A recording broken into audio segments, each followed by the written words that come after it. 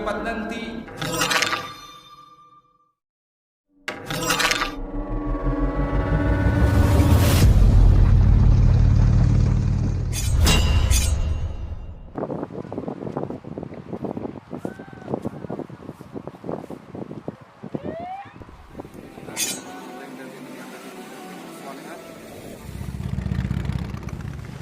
Para ibu dan azani Allah wa iyyakum. Oleh karena itu sering anak nasihatkan di banyak kelas. Tatkala lulus itu titik-titik yang paling rawan. Mungkin bukan lulus di sini, karena lulus di sini masih mau lanjutkan. Tapi setelah lulus S1, S2, S3, seteler. Ini setelah lulus dan siap untuk terjun ke lapangan, tatkala itulah keikhlasan kita benar-benar diuji sebagai penuntut ilmu. Maka anak sering nasihatkan ya akhwan. Pertama, yang dijadikan pertimbangan kalau setelah lulus dan siap untuk memilih pesantren mana kita akan ngajar, pertama, pilih salah satu dari 3. Dan jangan pilih yang keempat kecuali antum punya hujah di hadapan Allah, bisa menjawab pertanyaan Allah nanti di padang mahsyar. Pertama, pilihan yang pertama, antum pulang ke kampung halaman,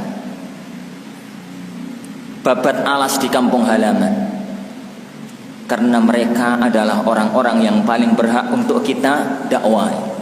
Wa anzir ashiratakal aqrabin.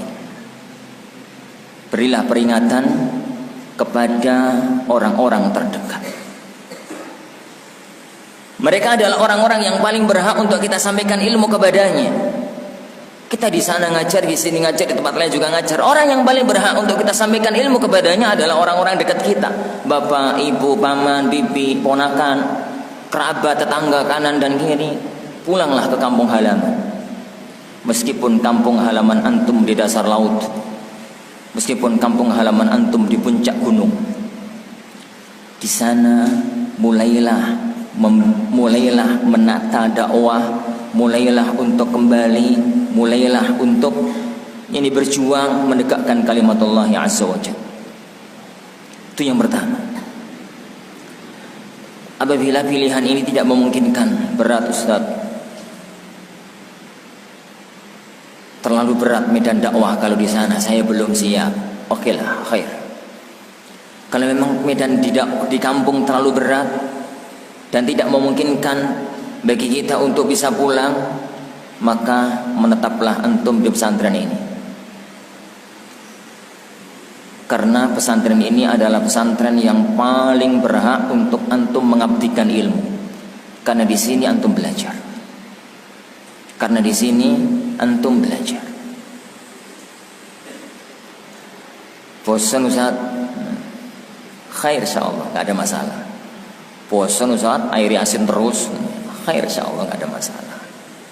Saya pingin daerah yang lain, pingin cari pengalaman, pingin ngerti daerah lain, pingin ngajar di pesantren lain.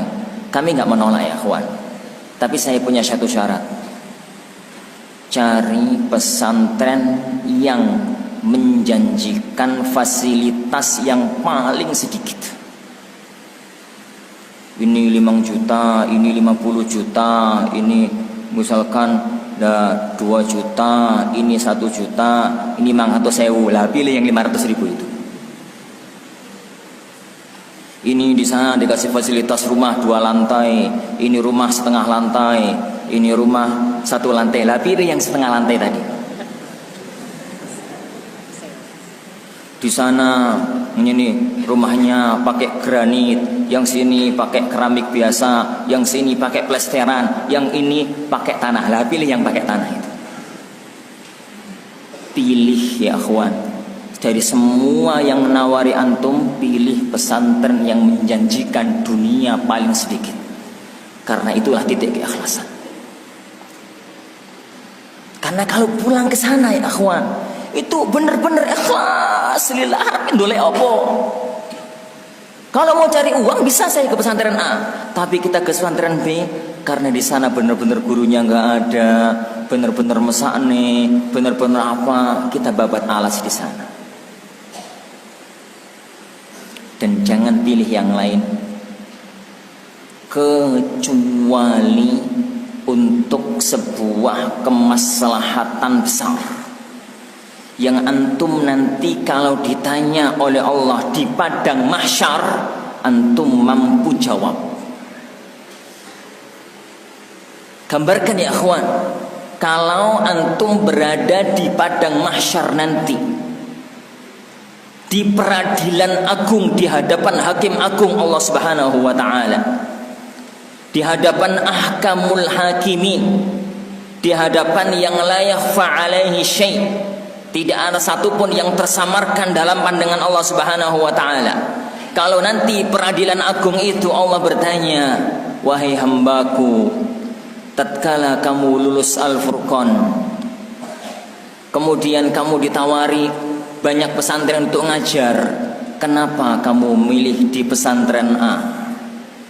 Kalau nanti antum mampu jawab pertanyaan itu, silahkan milih pesantren apapun.